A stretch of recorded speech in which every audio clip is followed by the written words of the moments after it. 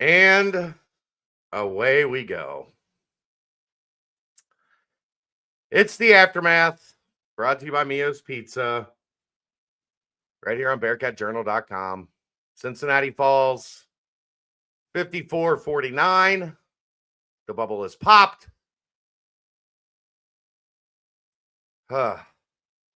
But you know what you can do while you're in Clifton?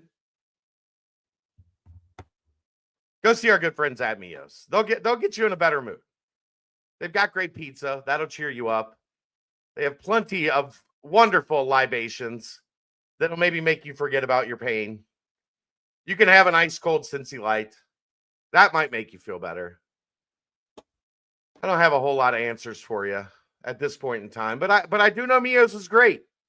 And, you know, if you're looking for a positive, that might be maybe when you go over for a Bearcats baseball game and you're going to watch Jordan Bischel and the crew. You can go get yourself some pizza, maybe a Cincy Light, and drown your sorrows. Speaking of Cincy Light, Aaron, we do have winners. We have winners, Aaron. On a night of losers, we, the Aftermath, the BCJ Network, have winners. Cincy Light is giving away this sign right here. And we have two winners. All you have to do, Cincy Light will send you a direct message on Instagram to get you taken care of and get your bar sign. Claudia Pinson and Matt Fornshil, Fornshil. If you are Claudia or you are Matt, keep an eye open on your Instagram DMs and they will get you taken care of. These are also for sale. So if you would like to buy one, all you have to do is go to the Rhine Guys store, shop.rhineguys.com, and you can pre-order and get in line. I think they are shipping. They should be in at the end of the month, and you can buy your own Cincy Light bar sign. But yeah, congrats to Claudia. Congrats to Matt. Claudia Pinson, Matt Fornshil. Check your Instagram DMs, and they will get you taken care of. This isn't even therapy. Like, this is just anger. What was on display tonight? Unacceptable. In a game of this magnitude, in a season where you already shit the bed in January, and you put your backs against the wall, you had a Kansas State team, Aaron, that was begging to get blown out at the beginning of this game. Begging to get blown out at the beginning of this game. They absolutely no-showed. And Cincinnati went, oh, you can't no-show. We no-showed. You can't fire me. I quit. And that it makes a very resounding statement about this roster to me, Aaron. We will get into that as we go on, but I just wanted to make my opening statement, and now I turn it over to you. That was the worst final minute I've ever seen in my entire life. It looked like a rec league team that had no idea what to do with the basketball. Like, it was a foreign object to them. They had no idea who to foul, when to foul, how to foul. Well, I understand the shot. I understand the shot clock. I get the shot clock got reset, and coach had no idea. I watched both press conferences. I understand that the foul situation, that what Wes talked about, that's on Wes. The officials were standing right next to the huddle at the monitor. If I knew, 250 feet away that they were reviewing, somebody had to be in his ear to tell him they're reviewing the shot clock. Foul situation. You have plenty of staff to keep an eye on the refs. Someone should always have an eye on the refs. The foul situation, Kansas State just the effort was laughable. Like, you're in desperation mode. You have pissed away this game, but somehow you're still within 3, and you've got an opportunity to extend the game, and they wait 14 seconds to foul, and then they call it off. But I guess Aziz didn't hear it and went and fouled. So now there's only 28 seconds left. But when you foul like that, they put 20 back on the shot clock. Just an absolute clusterfuck. All of it, Aaron.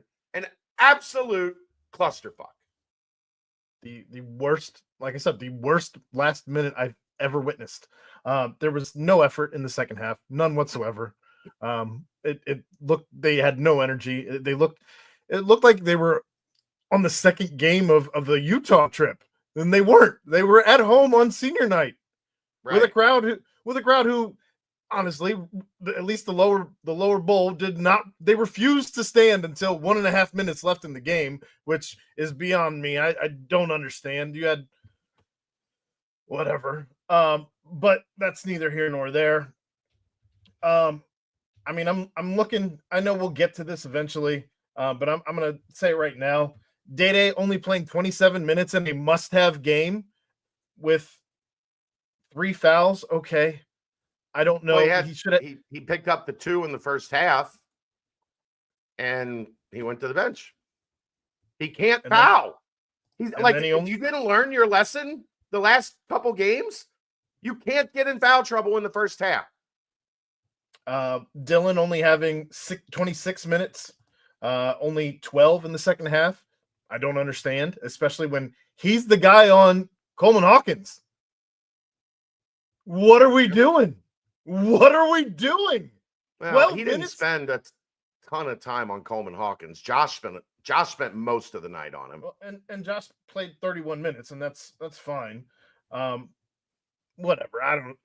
I don't understand only playing Dylan Mitchell 12 minutes in this game. I don't, especially when it comes for. Dylan Mitchell played 26 minutes. What are you talking about? 12 minutes in the second half. I'm sorry. Misspoke there. Because they were throwing it to Coleman Hawkins and just abusing him. He couldn't guard him. Well, if you got Josh Reed in there, you can play both. I don't think Seamoss should have played as many minutes as he played tonight. I don't understand. I don't know what we're doing. I know you start him because it's senior night, but why is he in the game that much? He only played 24 minutes. He hit more shots than Dylan. I don't know. Seamoss, it's probably because he was the only guy that was actually he had 4 assists. He was the only guy that was actually making the offense move a little bit. Josh was not good tonight. Tonight was not the stand on the Josh Reed hill this evening. That bubble popped as well tonight. One of 9. Josh Reed should not be, unless he's cooking. There's no reason for Josh to be taking more than 4 to 5 shots, especially when you've only made 9. I don't know. The offense couldn't get into any type of groove. You're doing that thing where you are at the end of a shot clock, chucking up shots again, and it's not as if Kansas State plays this electric. I know they're top 50 in defensive profile, but still they were doing the same shit, Aaron. They were forcing Jizzle and Day sideways. Like, they did not really get downhill all night. They struggled to get into that comfort zone that when they're playing well, they're in that comfort zone and getting to 15 feet and then deciding from there. They were sideways all night, and the ball just lazily, they were casual again. Remember how we complained in January that they were way too casual? They were, Aaron, the only thing I can come up with is they thought it was going to be easy again. But exactly like the fucking scenario for the first game at Kansas State, where they just rolled in and thought, these guys are going to roll over and let us pet their belly.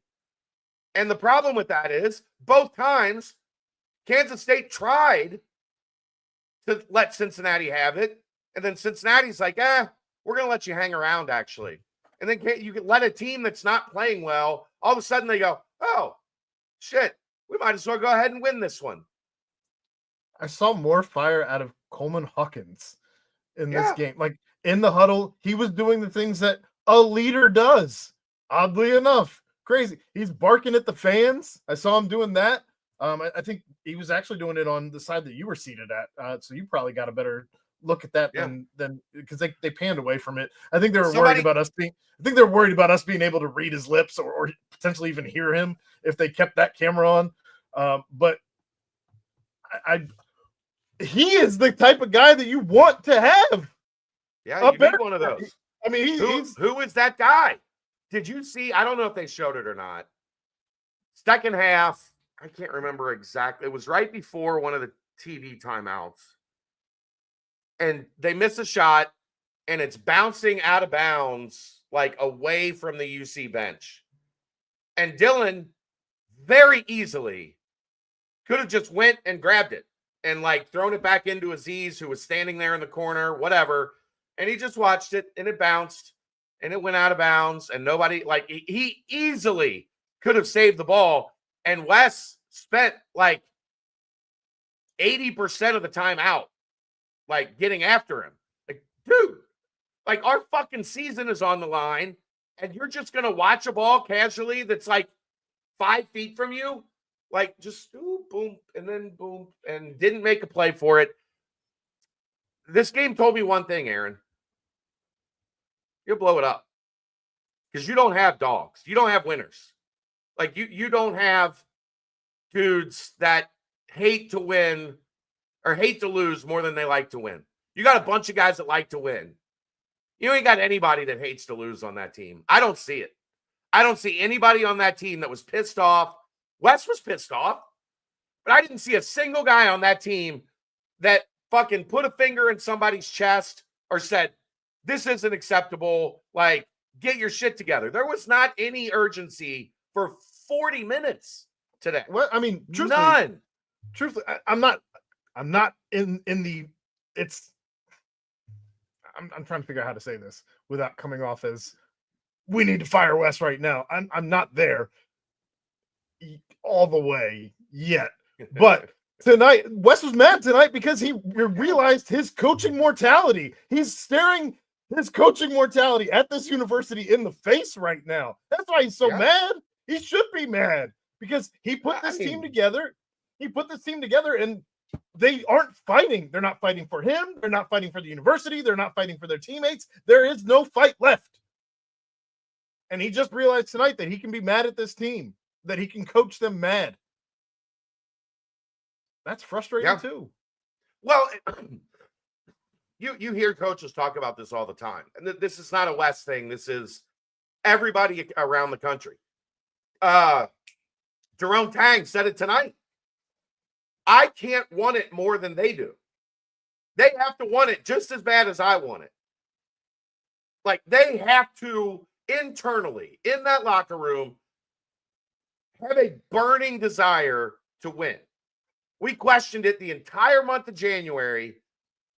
When are we going to see that game where these guys take a stand and put up their dukes and fight? And it took them 10 games to do it. And then in one game, they ruined 8 games of goodwill. They ruined 8 games of everybody going, okay, still pissed off that January sucked, but they're showing some life, and they're back on track, and they beat a couple good teams, and they seem to have, a little bit of mojo to them. And then tonight, they just didn't look like they gave 2 shits at all. Yeah, like I said, there was no fight left. It was as frustrating a game as I've watched. It was. I mean, we've talked about this, but I think this was an enigma of the entire season. We on paper, it's a good team. On paper, you beat Kansas State tonight. You were 9.5-point favorites. Well, I mean, the game came down to this to me, Aaron. You're up 7. Aziz is at the line to put you up 8. Josh Reed, lane violation. Mm-hmm. And then Kansas State gets the ball. They come down. Day gets a steal, gets to the free throw line, and kicks it out of bounds. You should have been up 10, and Kansas State would have folded. Like, as kind of listless and lifeless as they were, Day hits that deep three to put him up 6. Aziz gets fouled on a lob. Chance to go up 8. Day gets a steal. Chance to go up 9. And from there, just lifeless. Just absolutely lifeless until they were down, 7? They got down 7 right before the final media timeout. Yep. Up 7 to down 7. Again, 14-point swing from, I think it was, I'll look. I think it was like 7 or 8 minutes left when they were up 7. And just pissed it away. And just watched it get pissed away. No, it was 14:30 left. They get the foul or the violation, lane violation. And then it was Aziz made a good play on Hawkins. He misses a hook shot. Day gets it straight up the floor. That was the best footwork he's had all season. I don't know if that's my locker room. And I see that with everything on the line. I don't know who I want back. I don't know. I don't know that you can bring anybody back. I mean, you can't wipe the slate clean. There are going to be guys you can bring back in roles, but as far as the guys at the top of this roster, like I saw what I needed to see tonight about who they are, about what they're really about.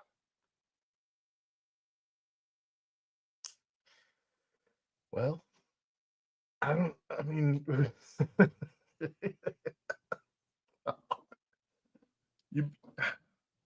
not having the who are we bringing back conversation at length right now, are we? I mean, no, we're gonna have that at other times. But I'm just saying, if those guys looked me in the eyes and told me they played hard tonight, I'd tell every one of them they were a damn liar. Who played hard? Day, I guess.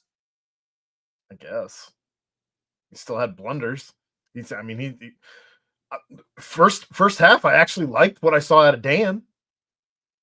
First half. He also energy wise, it was there. Went up incredibly soft for a layup. Well, the first layup was terrible. Yeah, he responded. He was okay. He wasn't terrible. He wasn't a liability. Skillings. Yeah, he wasn't a liability on both ends. That's about all I can say positive about Dan there. But I don't know. Outside of that, it's the foxhole conversation, Aaron. Which one of these guys do you want in a foxhole? Which one of these guys, life on the line, are you saying I want that guy at my 6, to use the military terminology if I'm going to go foxhole? You think, would you feel comfortable if you're their teammate that any of these guys got your back? I mean, if Aziz had another year, I wouldn't mind Aziz back, but you still need a big center that can actually do something. Yeah. Kevin, we're blaming Wes. This is on Wes. He built the roster. It's his team. But guess what? Podcasts aren't real fucking fun if we just go, it's on the coach. All right, Aaron, good night.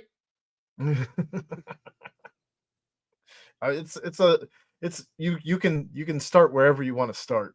Sure. As far as Wes, the assistants, we haven't seen bigs improve largely over the course of the season. We haven't seen any step forward there the way that we've really wanted to since Wes's right hand man retired into the shadows. Retired. Wasn't renewed. I saw no sign of a shot doctor being on this staff. Look, I'm not that dude has been too good at too many places. I'm not besmirching Buck. But I think that goes back to how much extra work are the players putting in outside of just practice. Yeah. I don't know. Not tonight, Eddie. I'm not in a fucking mood. I don't want to hear it tonight, Eddie. I don't know. That's just my view of it, Aaron, is backs against the wall. You're still trying to claw your way out of the deficit that you created. And you show up casual again? Well, I think that's just the personality of who you have on this team is casual. Like you don't have anybody who's you look back at a team like when you had Jaron and Gary and Trey Scott, like those dudes all had personality. They all had they exuded leadership. They did the things they not only wore Bearcats on their chest, but they also represented the word the way that the university recognizes it. And you don't have that right now. That's not the guys that you're bringing in to play on this team. And you don't need just one of those dudes, though. You need a handful of those dudes on this team, guys that aren't afraid to get up in someone's ass about, hey, what are you doing? So you don't have an issue where you got a guy who has fallen off of an entire cliff halfway through the season and just never comes back. It's crazy. It's crazy to me. It doesn't make any sense. Like other than, look, you built a roster of really good kids. Like they're all great dudes. I like all of them. Sure. But I don't know any of that. But guess what? I liked SK and I like Troy and I like Garrett. But those dudes had some fire in their belly. Did they have games where they were bad? Like where everybody had an off night and they couldn't, but you never walked away wondering, did they care? Were they bought in and doing everything possible to win? Because you'd see the response after a loss. Yeah. You see the work that they would put in from a loss to the next game. And right now you don't see that. And maybe that's because of the schedule. It is a grueling schedule. Don't get me wrong. But I just don't see any type of bounce back, any type of fight. You fought your ass off against Houston. Did you just fought your ass off against Iowa State? Did you just leave your entire attitude, your grit, your chutzpah? Fought your ass off against BYU. Fought your ass off against Utah, or fought your ass off against Baylor. Like, we've seen this team have some fight, but it's like when the chips are down, like when they really have to dig deep, because there was no pressure on it. That like they were 2-8 in the conference. There's not a lot of pressure on to get back to where they got. But today the pressure was on. Today it was, we better nut up and go out on senior day and get this win so that we can keep our season alive. And the casual Bearcats showed up. The Bear Casuals? The Bear Casuals. That's what it is. I mean, and honestly, I know I get on the fans, especially in the lower bowl, the red sweater crew, which, man, this was their night tonight. Red sweaters were out. But you can't expect the fan base to be into a game like this when you've not really given them much reason to be in all season. The moments have been few and far between. Season, just tonight in general, Aaron. What was there to cheer about tonight? Nothing in the second half. Nothing. Well, except that one stretch. You're up 3. Day hits a 3. You go up 6. You got a chance to actually take the game away. And then you piss down your leg. I don't think they pissed down their leg, Aaron. It was like it was bad. It wasn't pee. It came out it was out the other end. Might have been liquid, but it didn't come out the the fire hose. It was terrible. Yeah. I don't know what you do. I mean, if you're not, you have a decision to make in this offseason. You fire Wes or you bring him back. He's not getting fired. I understand that. I'm just saying you have a decision to make. If you aren't firing him, then he has to blow the whole thing up, or you figure it out. I think we're past figuring it out. With I meant how to fire. It's not happening. Those are your decisions. You have two roads, two paths. I mean, I am 99.7% sure he will be back next year. I understand. I'm just saying those are the two paths. And well, then there's only one path, Aaron. That's not a path. That's the thing. Like, you guys want me to talk about something that's not going to happen. It's not going to happen. So I don't talking about it is wasting our breath. I wasn't asking you to talk about it. I'm just saying then you. No, I mean over here in the chat, like over here. Then not you. But my larger point is then you have to blow the whole thing up. You cannot come back with any of these parts really that you were dependent on. And hope for something better. It's not going to happen. It's not going to happen. At minimum, the top of the roster has to look completely different. Yeah. Like financially, I don't think they're in a position to go out and get 10 new guys. It's not going to happen. Well, I mean, financially, it's the same as what you're doing with the roster now. No, because you're going to keep your own guys at a lesser rate than you're going to have to go and pay guys on the open market. Maybe. There's no maybe. I can tell you that with certainty. You can plug holes. It's not going to necessarily be better than what you have, but are you foregoing lesser? Basically, are you okay with bringing lesser guys for the bottom of your roster than what you currently have and losing depth to make the top of your roster better? You have to get your starting lineup has to look a whole lot different next year. Yes, you have to. Well, you have to find. You're worried. To me, you're worried about shit that doesn't matter in terms of the back end of the roster. That shit doesn't matter in this league. I couldn't care less, which is my entire point of you don't have to keep any. You don't have to keep. You can replace 10 guys if you're not worried about the bottom of your roster. You can.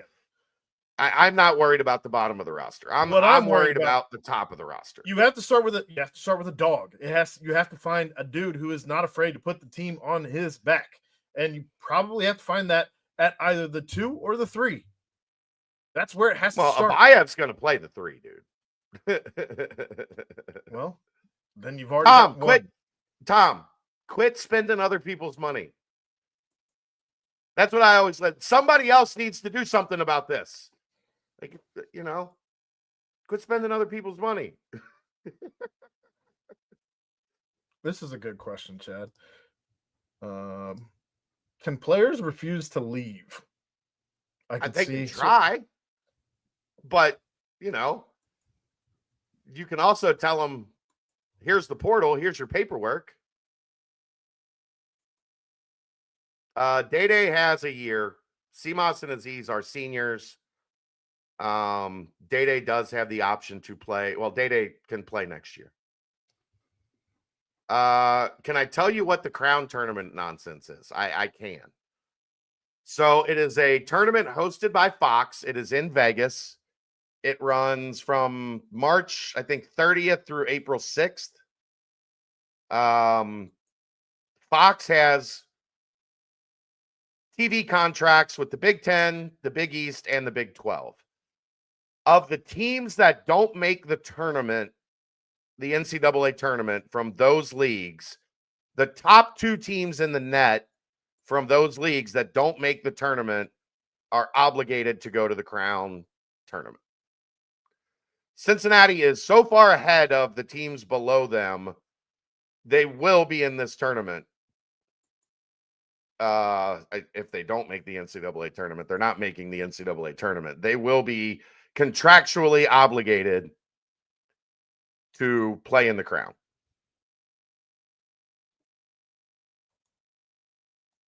So there's that. Should be super fun to cover. Explanation. Should be super fun. Should be super fun to cover those games. That game. I can't imagine they actually win. Well, the question is, Aaron, the transfer portal opens the week before. So, and everybody's going to, like, the way that this thing is set up this offseason, like, I don't want to get too deep in the weeds on this as we're talking about it tonight. I'm sure we'll get into it more later. So rev share, the house case, it's going to be official in early April. When that goes official, that makes rev share effective July 1st. You know what a lot of teams around the country with big war chests of NIL are going to want to do, Aaron? They're going to want to spend that money before, I think, April 7th is like the house case thing. If you play in that tournament, does it go against your eligibility for the year? What I'm getting at is, can you play CJ Anthony? And if you yes, play, you can't play CJ Anthony. You can. No. Cannot. In the Crown. Cannot. No. Not if he's going to redshirt. That's a damn shame. You would burn his entire senior year with one game and with 1 minute, with 1 second in the Crown. Well, if that was I'm just saying, if that was the case, I would throw him, throw JJ Rembert, throw Halvine Zella, and let him run for 40 minutes. You might see a lot of Halvine in that one because guys are going to get in the portal when it opens. Like, as soon as this team gets home from the Big 12 tournament, whenever that may be, probably Tuesday. A week from yesterday. Josh Reed, he's not going anywhere. We already know that. I don't know.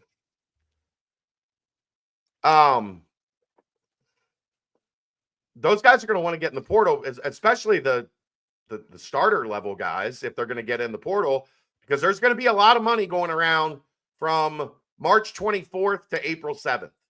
Because teams are going to want to spend, the teams that have a big war chest of NIL, they're going to want to empty those bank accounts leading up to the house case being settled and all of that, like where true NIL is going to be a thing, where they're going to try to set a market value for NIL and you can't just pay guys for the sake of paying guys. Everybody's going to clear. So guys are going to get in the portal. So you're going to go to Vegas on March 31st.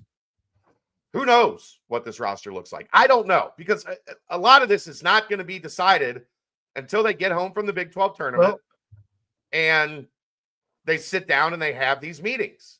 You'll have Simas and Aziz because they're out of eligibility. Yeah.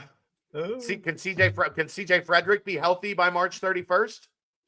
No, even if he gets healthy before that, inevitably something else will happen in practice. And no, he gets hurt in games. Very rare. He doesn't get hurt in practice. He comes out on the floor for 90 seconds and gets hurt, and then we don't see him again. I feel terrible for that kid. Ed, nobody wants to see you on a basketball floor. Nobody wants to see you coach basketball. Nobody wants to see you play basketball. You also aren't enrolled in school, clown. Frederick is on Medicare.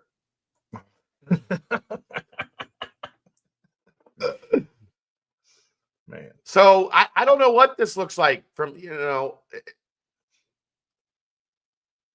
there was, when you go back to January, anybody you talk to, it felt like this thing's going to get blown up, right? Because they're losing. They've lost 2 of 10. Everybody's frustrated. Like, this whole thing's going to get blown up. And then you win 5 of 7. You beat BYU. You beat Baylor. You feel pretty good about yourself. You play Iowa State close on the road. You play Houston fairly close on the road. Let the managers play. And there's renewed like energy. There's a little bit of like, okay, this thing isn't as bad as we thought it was last month. It's not great, but it's not bad as we thought it was last month. Like, let's see if we can get into the tournament or how close we can make it. You know, if you win this game tonight, you go into the final game of the regular season with your NCAA tournament hopes alive. And that changes the mood of the entire. That's why when people, it's the exact reason why people want to know these answers and why I avoid them until there's a time to answer them is because this shit changes like the wind. You're dealing with 18 to 23-year-olds that have agents now and parents and people in their ears and AAU coaches and trainers. Like I could say something that I believe to be true on January 28th. But that thing it might not be true anymore on February 10th. So I don't know what it looks like. It's going to be interesting. It's going to be busy because I just can't imagine. You look around and you go, yeah, we're gonna keep this together as much as we can, and the definition of insanity, doing the same thing over and over and expecting different results. Me personally, I'm totally okay if the only person back here next season is Tyler McKinley. Only because we haven't seen him on the floor to be mad at his effort and hustle and grit and all of those things. They lost they won 2 out of their first 10 games. If I said it wrong, whatever. They lost 8 of their first 10 Big 12 games. How's that? Sorry for not being perfectly loquacious in the middle of a rant. My goodness. Loquacious. Why would Tyler not come back? There might be an opportunity for him to be a 28-minute night, whatever, next year.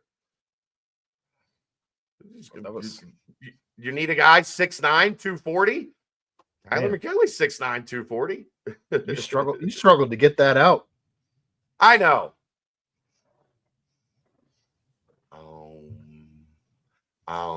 But if I'm the coach, and I'm not, but if I'm the coach, I'm looking around at that locker room and going, you guys think I'm going to fight for you? You didn't fight for me. Words are hard, Lambig. Now you show up, Lambig. Now you show up. He showed up earlier and said, go Bearcats. Oh, I didn't see him. The chat's going very fast tonight. It is. I've stopped looking at it for the most part. Sign someone from the G League to a 10-day contract. Wes was not loquacious tonight. Wes was actually, he was actually pissed off. He didn't say he was pissed off tonight. Showed he was pissed off tonight. He cussed a couple times. He did. I didn't think it was enough. I think he almost dropped an F-bomb in the Dan and Terry interview. Can't do that. No. Not allowed to do that. CMOS loquacious. Now we're getting into the therapy session. We just needed me to fumble on a couple words, and now everybody's lighthearted again. I don't know, Aaron. Do you agree? Would you want any of those guys in your foxhole the way they played tonight? I just told you I don't want it. I wasn't kidding. I'm totally okay with complete reset. Tyler McKinley's the only one you bring back. And I understand Day did some things this season. Great. I don't know that this offense, the way that we run it right now, is great with a point guard who is not an actual facilitator. It is what it is. Maybe it's because you don't have a 2 that can actually score right now. Right. You look a lot better as a facilitator when you pass it to somebody and they don't miss 16 threes. And Day made one of them. Yeah. 2 of 18 from 3. He made both of them. Oh, he made both of them. He made all the threes. So all of them. Yeah. All 2. Your assist numbers don't look great when nobody else makes a shot. They miss layups. They miss pull-up jumpers. They missed everything. They didn't make anything tonight. I know there's people who want to bring Jizzle back, and I understand it. I don't know that it. I don't know that I can handle. I don't know that I can handle 10 games where you just are no call, no show. Would I be upset if they brought Jizzle back? No. Would I? No. I've expressed why. He's not a consistent threat from three. He lives on the mid-range jumper. He's done a better job over the past probably 3 weeks, 2 weeks, like getting to the rim a time or two during a game. But you took as many free throws as he did tonight. I understand some people would want to bring Dylan Mitchell back. I think he's a great glue guy. But I also think that the Big 12 doesn't have room for a 4 who weighs 200 pounds. Well, and there's a lot to that. And he can't play the 3. So the 4s in this league are 6'8", 235. And they're going to body him. They're going to back him down, and they're going to score. Let's count, Aaron. I know some people want to bring Josh Reed back. I don't want to bring Josh Reed back because I don't think he's quite Big 12. I think he's a great role player. Like in the Big 12, I have no problem with 15-minute Josh Reed. No problem with 15-minute Josh Reed. If you're bringing him back on a team-friendly deal, sure. Yeah. That's the terms that we're stuck with now. That's great that he's the toughest guy on the team, but when you have what I believe to be a half of a tough guy on the entire team, that's not a great recipe for winning in this league. Here's my ultimate thing on Jizzle. I didn't realize how bad it was until I just looked at it. They have played 30 games, Aaron. Don't look it up. Eyes up. Eyes up. Looking up. Eyes up. They've played 30 games. How many games do you think Jizzle took 2 or less free throws in those 30? In 30 games, how many free throws? No. How many games did he take 2 or less free throws? Meaning he got fouled one time. Okay. Yeah. He got to the line one time. In 30 games, how many times did he get to the line one time or less? 18. 23. Oh my God. And 1, 2, 3. 3 of those were the 3 games prior to tonight. Houston, Baylor, TCU, 4, 4, and 3.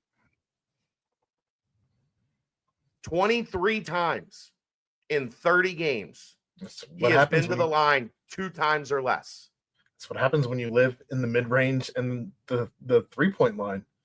I don't know that can be a $1 million guy. And he's going to get $1 million. Somebody's going to pay him $1 million. Somebody's probably going to pay him $1.5 million. A point guard that can't – if he was a 40% 3-point shooter, like those guys generally don't get to the line a whole lot, right? They're 3-point shooters. They're catching and shooting like they're 40%, 38% 3-point shooters. If he was that, maybe. This is a guy with the ball in his hands that isn't a great perimeter shooter, 3-point shooter. And in 23 of 30 games, he's been to the line 2 times or less. Yeah, I don't. Yikes. I don't know. Yeah, I'm like I said, I'm totally okay with blowing the whole thing up. Yeah. See, Randy, this is where I disagree. I don't think Jizzle went backwards this year. I think we saw who Jizzle is. This is who he was last year. It's the same guy. Second half more so than the first half of the season. 2 games, Aaron. 2 games against your favorite league, the Missouri Valley. 2 games against the Missouri Valley, he went off. I'm saying this season. Season. Yeah. You had a half a season of fun and electric, and you had a half season trying to figure it the fuck out. 1, 2, 3, 4, 5, 6. Last year, he got to the line more than twice, 6 times in 31, 2, 3, 4, 5, 6, 7. 37 games. In 31 of those games, he went to the line 2 times or less. Well, I mean, truthfully, I'd be curious what if we really wanted to play the stat game. Maybe that's a fun conversation for you and Dave tomorrow. Look how many players have been to the line more than on the entire roster. Because it's not good. How about the guy on Twitter tonight telling me they were going to the NIT? He never took the bet, unfortunately, Kevin. I was begging for him to take the bet. The only reason I did that is he was in my mentions, Keegan's mentions. Like, he was going around Twitter like, UC is going to be in the NIT. No, they're not. You want to bet? I'll bet you $1,000 they're not going to play in the NIT. Was that the worst UC basketball game you've ever witnessed? It's up there. I was in Nashville when they played Nevada. No, it wasn't.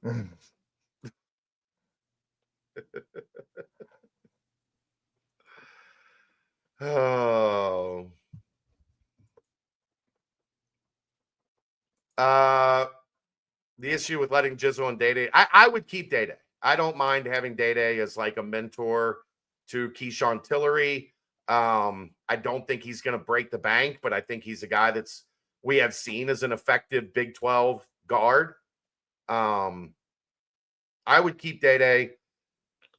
Price being right, I would keep Day-Day. I don't think there's certainly no one on this roster that I want to give $1 million to. There's absolutely nobody on this roster I want to give $1 million to. I don't think there's anybody I want to give $700,000 to on this roster. Yeah.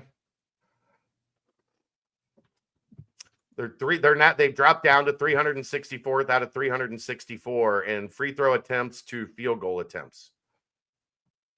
I don't think that's adjusted for tempo, Kevin. I think that's just how many free throws do you take in comparison to the number of shots you attempt.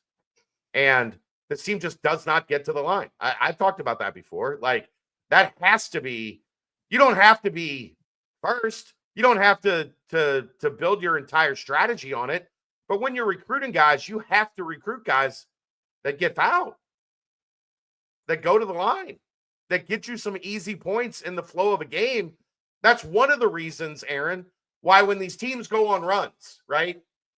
Why Cincinnati can't stop the bleeding. They can't even in those times of desperation give it to a Jaron or a Sean Kilpatrick and say, get to the line and like settle this down and get us some points and try to stop the forward momentum that the other team has. That's why you see so many of they call them, Evan Maya calls them kill shots. I think they track it. Why this team's so bad on kill shots, teams getting 10-0 runs, it's because they can't even get to the line to stop the bleeding. They just bleed out at times. Happened Saturday against Houston. Happened tonight against Kansas State. Up 7 to down 7. Poof, season gone. 35-12 run by Houston. That's so bad. Bearcat, I can't talk about that. That is not basketball related. And Mike is a very large man, and I'm not talking about things outside of basketball with someone that could literally rip me limb from limb and stuff me in a garbage can. So, no, I can't. You want to talk about bleeding out. Mike is awesome. I love Mike.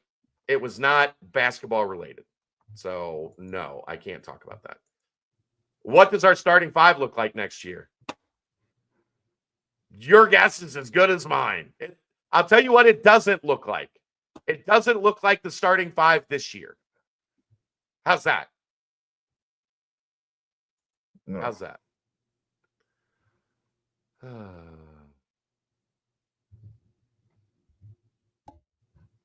All right.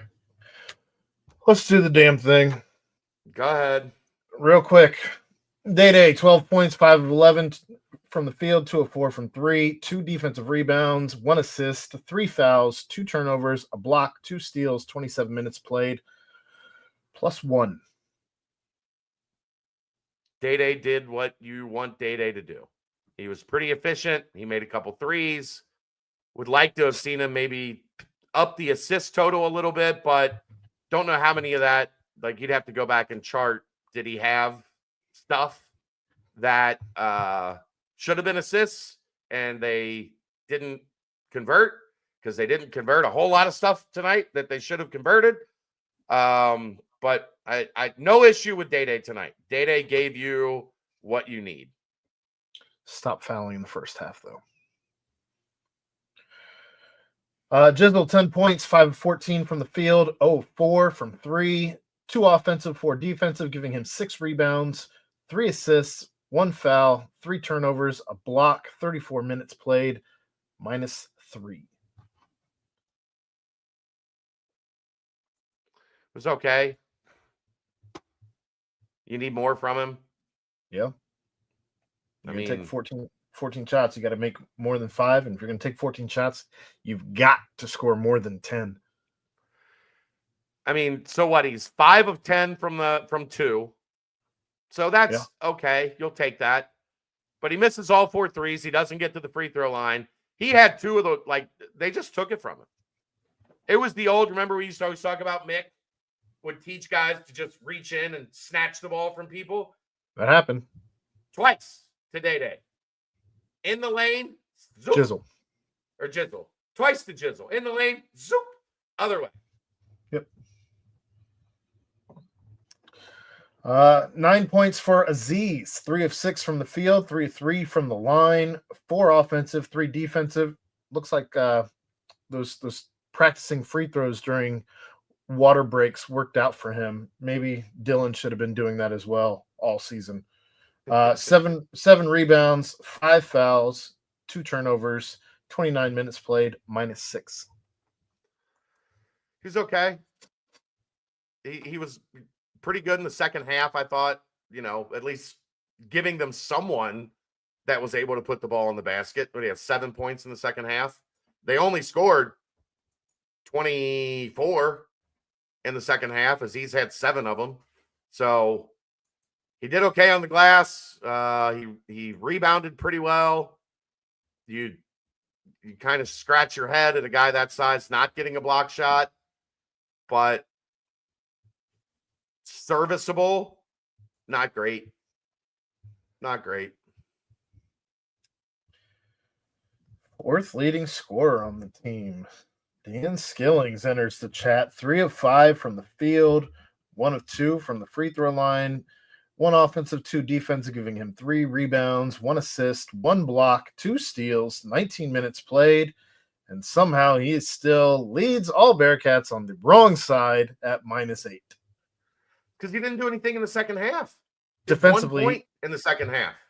Defensively, he was out of place often as well. That's the story of his year. He's flying in as the ball's already in the air, and he's there's trying. No discipline. But it's all for show. That we talked about that before. Yeah. Like, he's doing stuff after the fact to make it look good. It's Instagram defense. I got a new term. Dan plays Instagram defense, where like they take the picture and it looks good, but if you go watch the play, terrible. I just invented Instagram defense, Aaron. Oh no. Moving on. Am I wrong?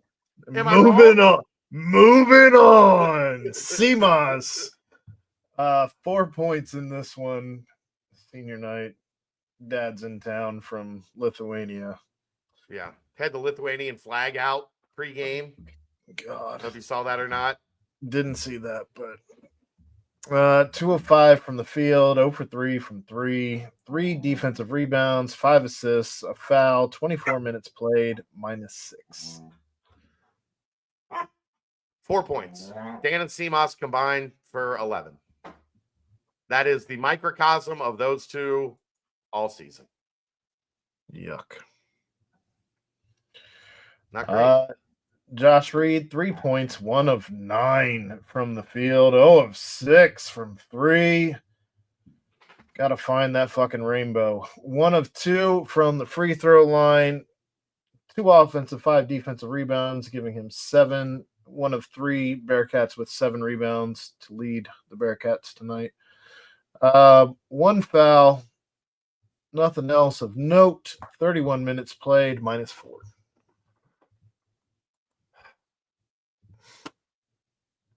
You know, I think we all knew Josh Reed wasn't like the savior, right? Like Water finds its level.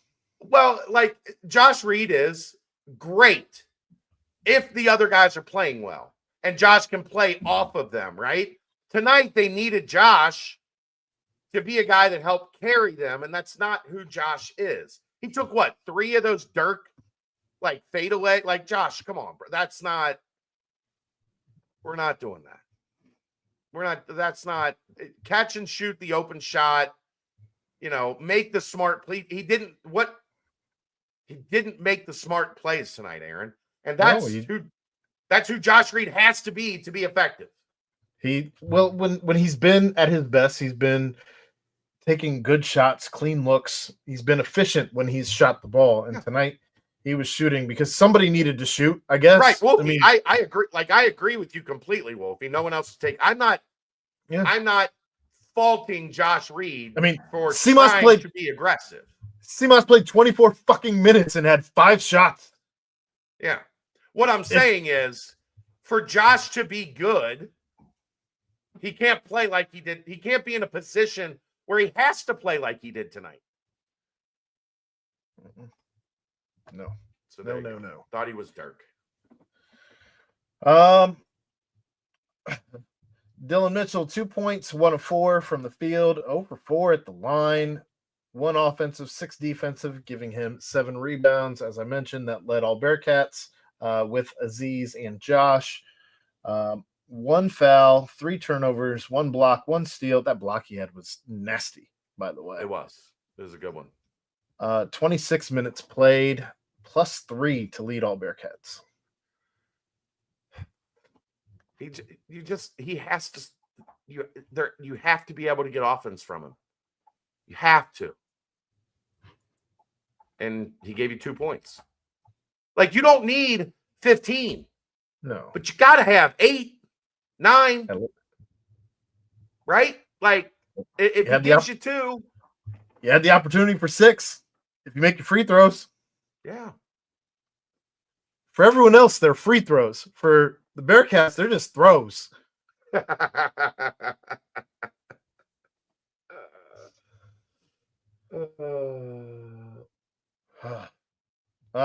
Arnton Page, 2 points, 1 of 1 for his only shot.